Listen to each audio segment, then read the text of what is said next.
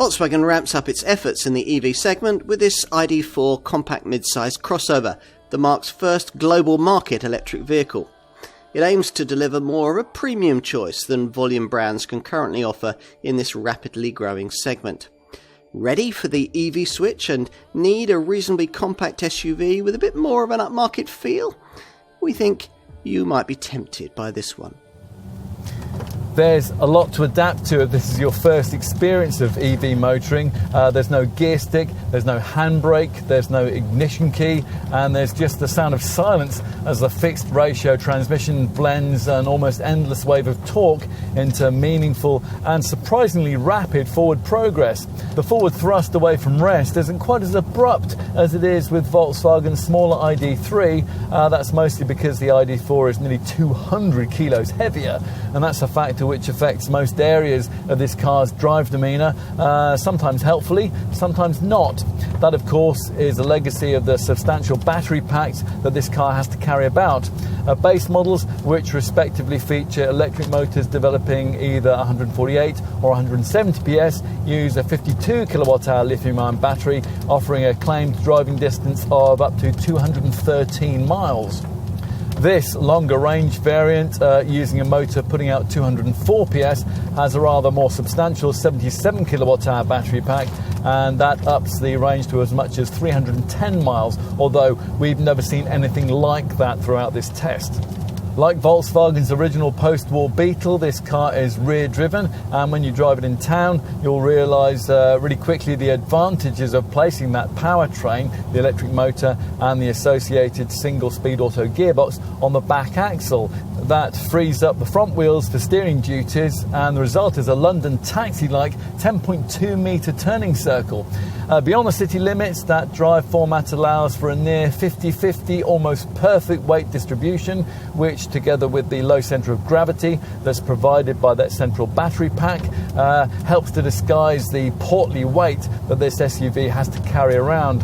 Traction through the turns is excellent, and body roll is checked by firm damping that's been cleverly engineered for suppleness over poor surfaces. All of which ought to provide the recipe for a decently sporting EV, and in some ways it does, although the steering, while it is accurate, offers disappointingly little real feedback. If you do prioritise performance in your choice of ID.4, then Volkswagen wants you to consider the top flagship GTX variant, which sees a top 77 kilowatt-hour battery mated to electric motors on both axles, and that delivers four-wheel drive capability and a more potent 299 PS total output. That variant gets an extra traction mode to add to the other drive settings that are common across the model lineup. There's comfort, there's sport and individual. Plus you get an eco setting too, which to maximise range you'll have to frequently use in combination with the available B regenerative braking function. Now this slows the car significantly when you come off the throttle. Whatever ID.4 model you select, your charging regime should be quite straightforward. There's a WeCharge app, which helps you to find and use over 150,000 public charge points. An AC single-phase 7.2 kilowatt garage wall box would replenish the 52 kilowatt-hour model from zero in about 9.5 hours. Think a little over 12 hours for the 77 kilowatt-hour variant. What about if you find a public rapid charger along your route? Well, the smaller 52 kilowatt-hour battery supports 100 kilowatt DC charging. The 77 kilowatt-hour battery ups that to 125 kilowatts, which means that even on this longer range model at a DC3 100 kilowatt charge point, it'd take no more than around 30 minutes to recharge your ID.4, enough to cover the next 137 miles. This ID.4, says Volkswagen styling chief Klaus Secura, represents the evolution of electric vehicle design.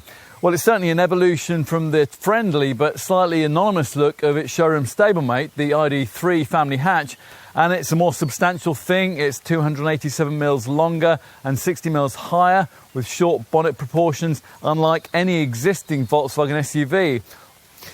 The profile is certainly distinctive thanks to a variety of careful touches. An A-pillar that starts a long way forward, a strong wave-like shoulder line, arched flanks and a low dynamic roof arch that's here trimmed in silver, which is intended to make the silhouette look long and stretched. All the key drive stuff sits over the rear axle, principally the single-speed gearbox and the permanent magnet synchronous electric motor, which has been mated to it. Both are very efficiently packaged. Now, Volkswagen says that both elements, together with the associated control electronics, they collectively weigh just 90 kilos and they could fit into a typical gym bag.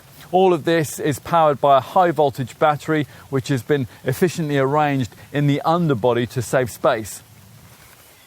Which leaves nothing to sit here at the front end but a few auxiliary units like the air conditioning compressor and of course the steering rack. So just as with the original rear engine Beetle, there's no need for a grille to embellish this flat front end, which sees air flow through this hexagonal trimmed wide inlet lower down, which has a silver trimmed lower frame. The brand badge sits simply on this narrow light strip, which above base trim rather neatly illuminates when these large headlamps are on full beam. At the rear, if you can stretch beyond base trim, the LED tail lamp clusters get 3D animation with light emitting diodes featuring fibre optic cable elements lighting in an unusually rich red. More importantly, under all of this sits the car's sophisticated MEB platform, development of which has taken the lion's share of the £54 billion that the Volkswagen Group has spent in developing its new era EV technology.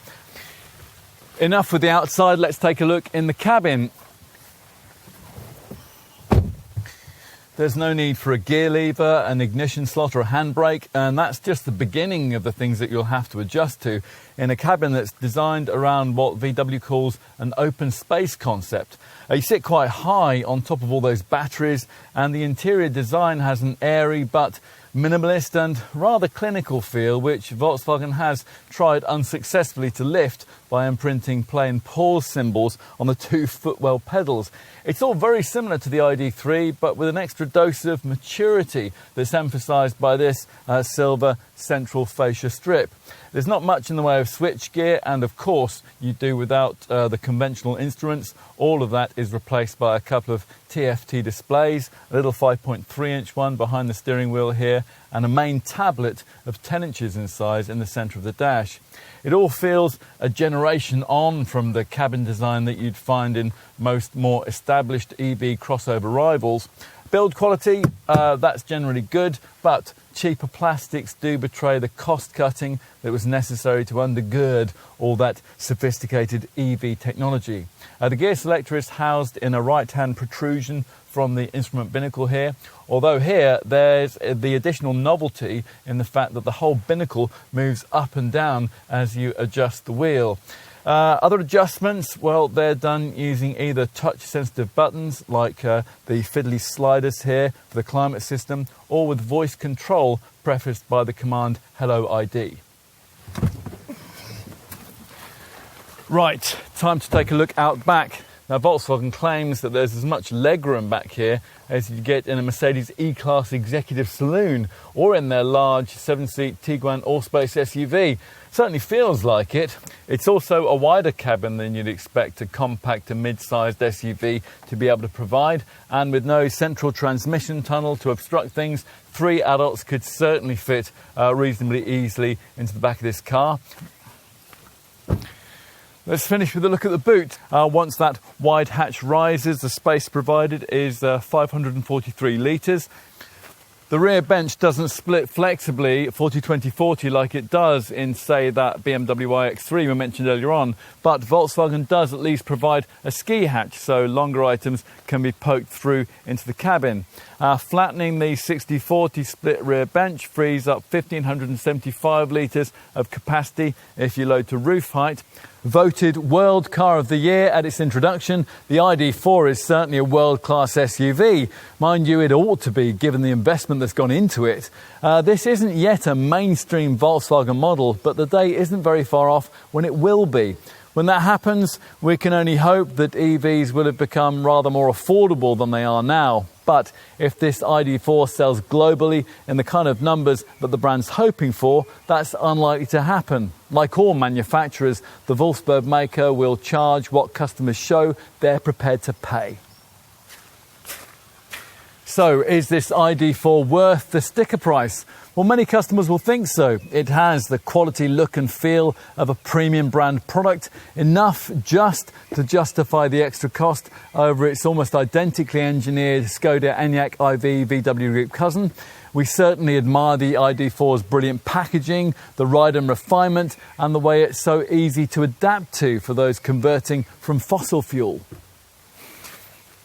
It's not perfect, of course. It could certainly be more engaging to drive. Yes, the build quality isn't all it could be in every area. And for sure, the value in the range certainly lies with the more affordable models. For all that, though, there's a lot to like here. And it's delivered with a much higher end feel than you get in the ID.3.